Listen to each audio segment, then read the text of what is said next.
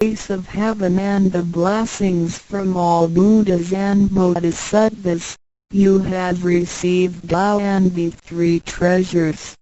Tao is the way to eternity that Sakyamuni Buddha, countless cultivators, and religious people had been searching all their lives.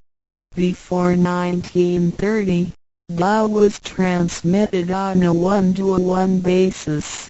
An enlightening master could only transmit Tao to a one-qualified individual because the timing for universal Tao transmission was not ripe. The number of people receiving Tao were scarce due to the lack of opportunity to meet with an enlightening master and receive Tao. What a pity!